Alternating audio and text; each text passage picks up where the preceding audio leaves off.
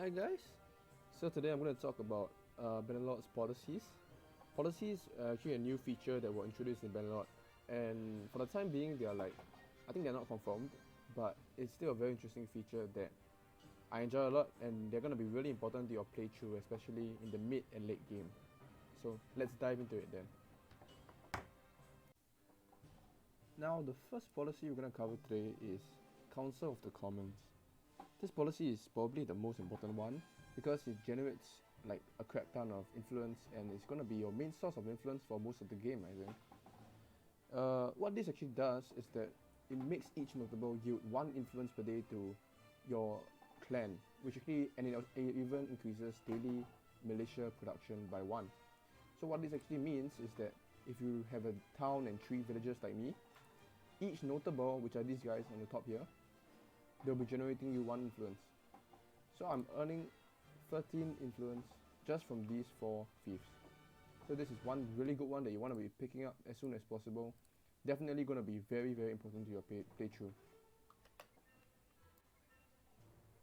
Next up, we have 3 policies that are kind of similar and they do the same thing, but they're still really good to pick up. And this is Senate, Lord's Privy Council, and Noble Retinues. So all 3 of these get you influence for having a high tier clan. And Senate is for tier 3, Noble Retinue is for tier 4, and Lord Privy Council is only for tier 5. But the best thing about Noble Retinues is that it increases your party size by 50 as well. So whenever you're going to be hitting these tier levels as a clan, you want to be passing these resolutions just to get more influence as well. Definitely want to do this as soon as possible, and the Noble Retinues is especially good.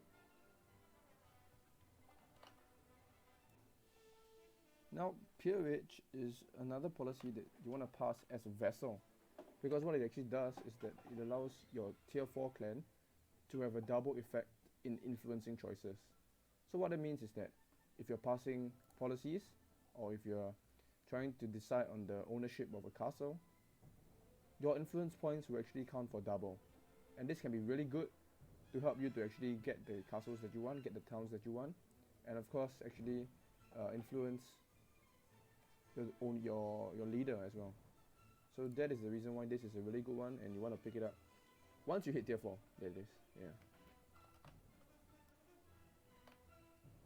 Feudal inheritance is another good policy. What it does is that it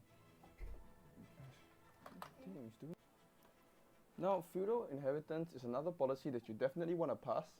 What it does is that it gets you 0.2 influence for each fief that you own. And if you have about 5-10 fiefs, this is going to be making a small difference, but it is good. It is free influence, right? And the downside is that the cost of evoking a fief from a clan is doubled. But chances are you're not going to be using this much, unless you're the ruler, in which case you might want to consider not passing this. But then again, if you're the ruler, you might have a lot of fiefs, and this would generate you a lot of influence. Now, military coronet is a kind of conditional policy that you want to be passing when you're leading an army or you're going into war, because what this does is that it increases the influence gained from having military achievements, such as like winning a battle or winning a siege. But it also increases your troop wages by 10%. But most of the time, if you're by the stage where you're a vassal or a leader, these 10% wages increase really won't make a difference to you anyway. So you should definitely pass this as well. Now the last policy I want to be looking at today is hunting rights.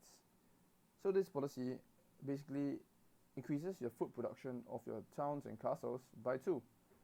And it just costs a measly 0.2 loyalty per day.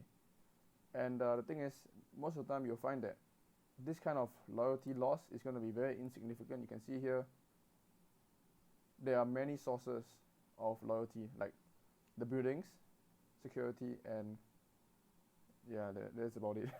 But what it does is it actually allows you to get more food, which is really important, because without food your prosperity won't do well and your inhabitants won't be happy.